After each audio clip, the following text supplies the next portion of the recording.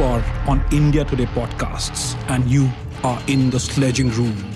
We are here again in the Sledging Room. This is the 26th episode of Sledging Room. 25 successful episodes, and we are doing well on various platforms, including Apple Podcasts and Spotify and all that. But today we don't have the usual suspects. Rajesh Gupta and Saurabh Kumar are not here, but I have Ronak Sherawat with me. Ronak has been keenly following FIFA World Cups, and he has been telling me and Rajesh that he doesn't want any other shifts apart from those, 7 p.m. to 4 a.m. If we are covering it from India, since we are covering it from India, the FIFA World Cup matches the last matches start from 12:30, and Ronak doesn't want any other shift apart from staying up until 4 a.m. Ronak? If that's believable. So how exciting was the round of 16? We have the quarterfinal lineups ready now, and there are some blockbuster clashes. Yeah. The round of 16 has been great, and especially the quarterfinal lineup, it is looking very, very exciting. Let us once read it out for our listeners, For sure. The first quarterfinal is going to be between Croatia and Brazil. Brazil have laid down an early marker. Brazil have said that, we are not here to just compete and all that. We are here to take that sixth. Brazil is always a favorite when it comes to FIFA World Cups. Yeah. But this time they are showing that they are here to. They mean business. Yeah, they're dancing on every goal that is scored. And Netherlands are going to face Argentina. Another big clash. Yeah. Big clash. But I think the biggest one out of all of these is the third one that will be played between England and France. And the fourth one is Morocco versus Portugal. Before Ronak gives his take on England versus France. Yeah, so both England and France have been great this World Cup. You expect that from France because they are the defending champions. Yeah. And once they overcame the champions curse and got out of the group stages, they will be one of the favorites. Kylian Mbappe has been in blistering form. He scored 5 goals. He's the top scorer. He's also added 2 assists during the 4 games that he's played. As for England, they have surprised a lot of people because they look one of the strongest sides. They scored 6 against, was it Iran? Yeah. Iran. They scored 6 against Iran in the first group match. And they were very, very comfortable in the 3-0 win against Senegal in the round of 16 as well. Yeah. So, looks to be a great match. Like Gary Neville said, it is a match of a lifetime.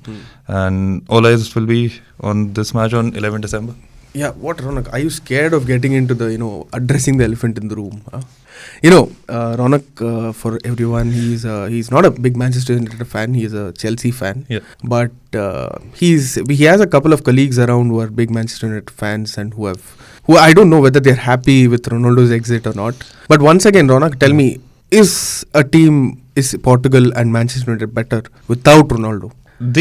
I would say both the teams are definitely better without Ronaldo in their starting lineup. Ronaldo is without a doubt one of the greatest players to ever kick the football. So it would be very, very disrespectful for me to say that they're better without him in the squad. But as an impact sub, he can be phenomenal. Yeah. But it's just that he's 38 years old now, and more than the amount of wages that he acquires, it is that one starting spot, especially in the 3 attacking areas that he acquires. So that I think Ronaldo is not the player that he was, and starting for United and Portugal is maybe not where he is right now, but again, he'll be great if he comes on for any of those teams. For more context, Ronaldo didn't start the round of 16 for Portugal. He was benched by Fernando Santos, and they hammered Switzerland 6-1. Yeah.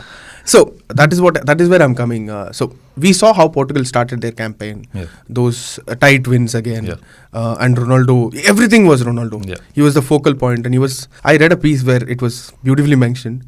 He was the black hole of the team, where he pulls everything towards him, but nothing comes out of it. That is true. So Portugal have a good midfield, right? Portugal have a very creative midfield, like Bruno Fernandes, Ruben Neves, and Bernardo Silva, João Felix. So up top. But was Ronaldo a negative thing for this midfield? Is Ronaldo pulling this? Was he a hindrance to this midfield?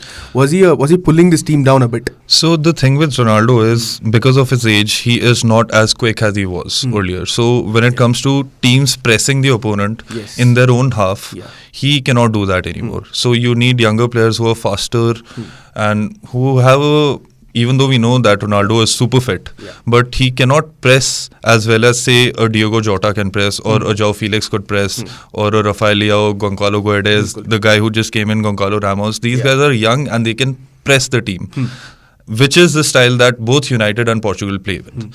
So that is why Ronaldo doesn't fit. It is not like Ronaldo is a bad player for every team. He can very well start for, say, a Juventus who don't press that much, or any other team. But for these two teams who play a pressing style of football, Ronaldo is not the answer. And do you think it was a very tactical decision from Fernando Santos, or there were reports that there was a bust up?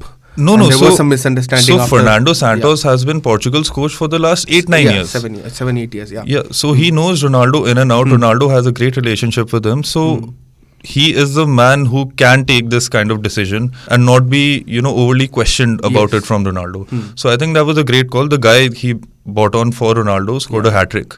So I don't think you can expect anything else from him. That was a very good explanation. That working relationship between both of them, and such a senior figure Fernando Santos is. So do you think but Ronaldo would take this decision lightly in his stride, and would it not have hurt his ego? It would have. Even though when asked after the match if he was happy after being benched and Portugal won and all, he was very happy. He had a big smile on his face. He said, of course, I'm very happy because Portugal won. But I don't think if Ronaldo is benched for the next match against Morocco, I don't think he's going to be happy. Do you think he should be benched?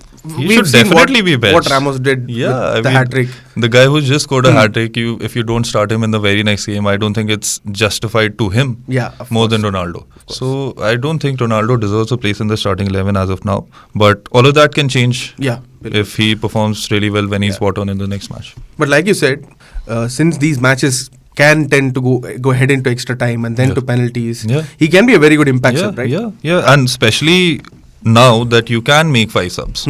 So substitutes have an even larger role. Earlier, you would just bring them on to make a few changes after 70 minutes maybe. But now we are seeing coaches make substitutes, 2 substitutes in the half-time itself if the game is not going their way, or if there's a certain kind of defender that needs to be tackled by a certain kind of striker. So, for example, Morocco, who defended really well against Spain, if they are not letting people run behind them in their defensive line, maybe you can bring in a Ronaldo who can hold the ball up and then, distribute it to the wings. If Rajeshi had been here, he would have definitely brought about this comparison between Fernando Santos handling a senior player, a superstar player, and the cricket system where Indian cricket team and how they deal with the superstar culture. But do you think that's a fair comparison? It is. I mean, it is something like managing a Virat Kohli who's not in form. You can't really disrespect him and say that you just don't deserve to be in the Indian team, but you have to handle it carefully, and there's certain nuances to deal with. With cricket, you can't bring a player from the bench. You can't do that. Maybe soon you can. IPL thing happening and all that. But let's get back to a little bit of more football. Yes. So we have spoken about Ronaldo. How good was Messi in that win over in Argentina's round of 16? Messi has been phenomenal throughout the whole tournament, and he scored against Australia as well, and scored the opening goal. He scored the crucial opening goal against Mexico when they had lost the first game against Saudi Arabia, and they were under immense pressure because if they did not win that game, they were out. So Messi has been great. He has 3 goals and I think 1 or 2 assists as well. So Messi is Messi. I mean, if you ask me, Messi is the greater of the two between Ronaldo and Messi, because it is just more sustainable. Ronaldo is built more physically. Messi is all about, he's just gifted. So, but I'd still give it to you how you put that, comparison Messi and Ronaldo. You are an admirer of Messi, but you gave respect to Ronaldo, unlike a few other people in our, in our setup. But do you think Argentina or Portugal have it in them to go all the way? Both the teams do, and it will be a phenomenal final if that happens. Argentina versus Portugal, Messi versus Ronaldo is a dream final for any football fan. But realistically, Argentina will meet, if they win the next match, they'll probably meet Brazil in the semi-finals, which is, Brazil are the favourites in that game. And when it comes to Portugal, they will meet the winners of England and France. So that is also going to be a difficult one to deal with. How impressed are you with how Morocco have played their football in this tournament? Amazing again, because this is the first time that they've got to Reached the the quarterfinal quarterfinal, stage. yeah. And Hakim Ziyech has been great. Their defense, their goalkeeper, the Sevilla goalkeeper Bono, has been phenomenal. He saved all their penalties Yeah. against against Spain, even though Luis Enrique had told the Spanish players to To take take 1,000 yeah, penalty yeah. free kicks as homework.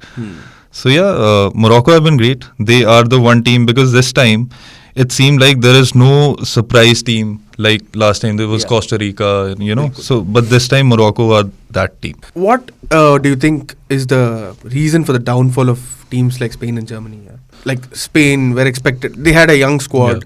Luis Enrique wanted to do what Lowe had been doing Yeah. for so long. Yeah. So he wanted a change. He Yeah. brought in young players. Yeah. But what did not work for them? So for Germany, I think, just like former Arsenal manager Arsene Wenger said, that they were too focused on the political side of things when it came to the World Cup. I don't know how true that is, Yeah. but it could be Yeah. a reason. For Germany is a big enough, a good enough team to qualify for the knockout stages at least. But yeah, maybe they were too caught up in the whole political scenario that they weren't totally focused for this tournament. As far as Spain is concerned, I think it's just, even though they keep the ball really well, in the last match they had over 1,000. They completed over 1,000 passes, but only had one shot on goal. Yeah, yeah. So you can keep the ball all you want. If you don't take a shot, you won't score, so you won't win. No decisiveness in the attacking. Yeah. third, So nothing. the difference between the 2010 Yeah. Spain team and this Spain team is that they took their chances. They had strikers like David Villa and Fernando Torres to take those chances, and players like Xavi and Iniesta to create those chances. Whereas right now, Dani Olmo, Ferran Torres, I don't think they did enough. But I want to disagree with one point that you made. Okay. A player like a manager like Hansi Flick, who has Yeah. had so much Yeah. experience, Yeah. winning trophies with Bayern and all of that, would he allow such a political situation to take over the players' mind? As in, I don't know. I mean, I love Hansi Flick. I have the utmost respect for Hansi Flick. He is one of those old style managers that really takes over the dressing room. You cannot mess with him.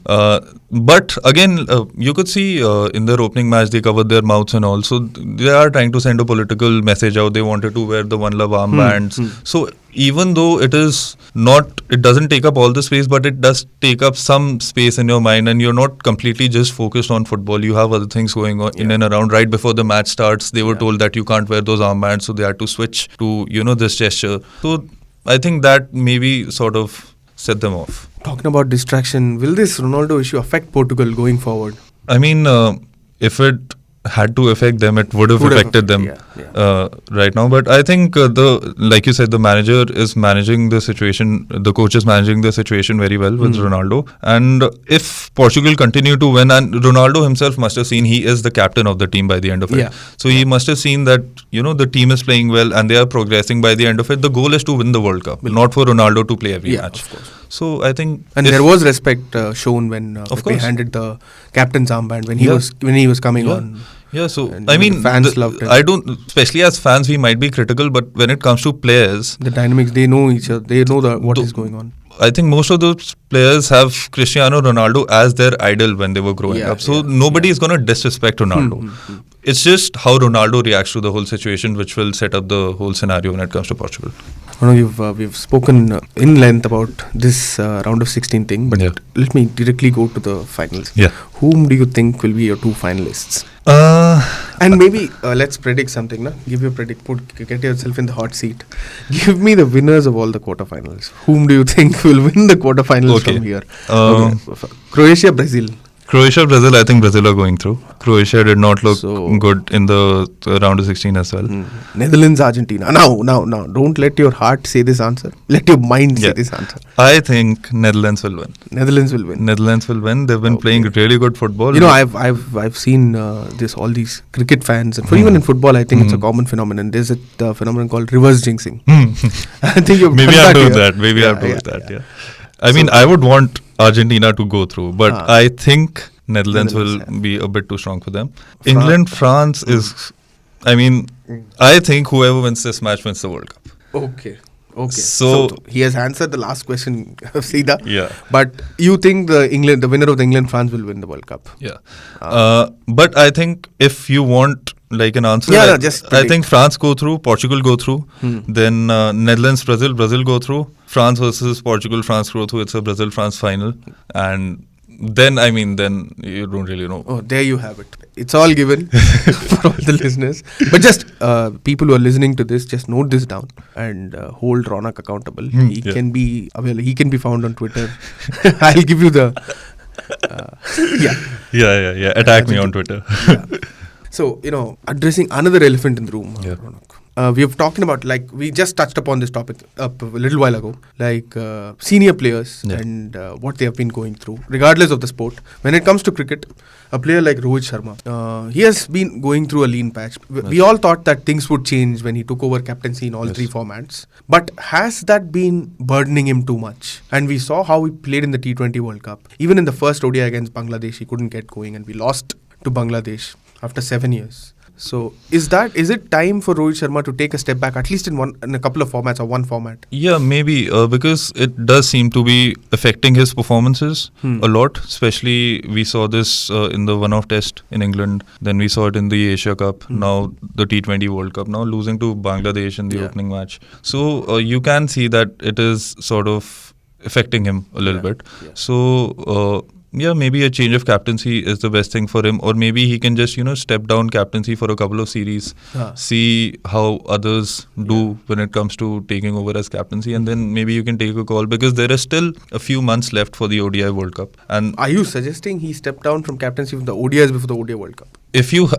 either you just continue going on with this, and if it's not working, then it won't work in the World Cup also. It's not like if it doesn't work for 6 months, suddenly World Cup everything will be fine. So if you want to make a change, right now is probably the right time to make a change, because even if it doesn't go your way, you can revert back to it, and if it works, then it works. Yeah. And I think on Wednesday we saw that he picked up an injury, thumb injury. Yes. Maybe it might be a blessing in disguise for him to take a back seat. True. And then, come back, look at what's happening. But I do think that, it's time for him to give up T20 captaincy now. Yeah, at least one format. Yeah, and focus on the ODI World Cup till it's there. Yeah. And he has been a good test player in the recent past. If you look at it from 2019, since the time he started opening, his form in tests have been very good. But I think he needs to give up that T20 captaincy role, or let's go to that extent and say that he needs to hang up his boots from the shortest format and focus on the World Cup, right? Because you are not in form and you need you have a big home World Cup coming on. Yeah. So I think he needs to take that call. But I don't think Rahul Dravid is a Fernando Santos, or cricket works that way. True. Where your coach has the absolute power, right? So it's unfair to expect Rahul Dravid to do that. True. But it's time for the senior players to take a back seat and think what they want to pick and what they don't want to pick. And there are lessons from the World Cup. There are lessons from how one of the biggest players of the planet, Ronaldo, has been treated or is allowing, or he's dealing with these situations in his own way. He's still turning up for practice. He's still putting up a brave face and doing it. True. So I think cricket can learn a bit from football in that regard. Definitely can. And Rohit Sharma and Ronaldo are sort of similar positions, you can say. Yeah, they have carried. They have been phenomenal performers for their team over the years. But before coming to this podcast room, we were also discussing that we talk a little bit about baseball here. And Ronak and I had contrasting views. So for instance, I have to admit here that when all this hype about baseball, in that I think it started when McCallum and Ben Stokes joined hands together for the South Africa series at home. They beat South Africa at home. And when they were about to face India, I was playing it down. I was annoyed by the drum beating around the baseball, saying that it revolutionized Test cricket. England are going to go for win at all costs. England will be aggressive with their bat. England will be aggressive with their fields. And also one more thing, when baseball was coined, when that term was coined, a lot of people thought it would be just about England's batting approach. But it's not. McCallum and Stokes have clearly indicated that it's not that. It's about every single delivery, showing that intent which Indian cricket loves to use, and also going on the offensive. For instance, in that Rawalpindi test against Pakistan, coming to Pakistan after 17 years to play a test, it can be daunting, but Pakistan provided a docile pitch to England's benefit. But what I liked in that was, I think England declared their third innings with around 260 odd runs. Yeah. And they had 4 innings. They gave Pakistan 4 innings and set a target of around 340. Yes. So that was brave. That was brave from Stokes and Yale. Yes. Even I put out a tweet saying that, you know, I'd be interested to see how the drum beating around baseball will go if and when If they chase it. If Pakistan chase it. And Pakistan looked good to chase it, but like always, the scoreboard pressure and James Anderson's class. James Anderson has been phenomenal. And Stokes' captaincy. So, do you think baseball has certainly revolutionized Test cricket? It is on the way to revolutionizing Test cricket. I think, like you said, declaring with just 340, 350 runs target, I think that is brave, because I don't think Pakistan would have done it if they were in England's place, or India would have done it if they were in England's place. We would want to, you know, cross at least 400, 450 mark, because you can. They very easily could have. So that, I think, was a brave approach, and that is how you, like Joe Root said, that they want to make Test cricket interesting again. So you are making it interesting. You're, you know, hedging all your bets on one thing and not playing it safe. So I think they are helping Test cricket with their approach. And yeah, I'm in support of baseball, man. Why not? That's fine. Listen, you can support baseball, you cannot support baseball.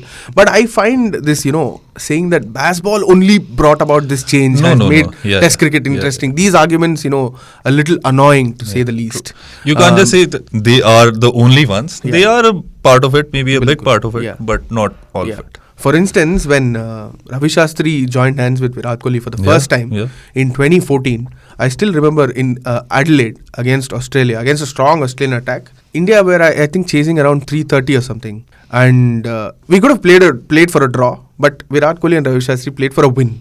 And over the years, we have been hearing Ravi Shastri say that pitch, baad mein ja, all that. Right?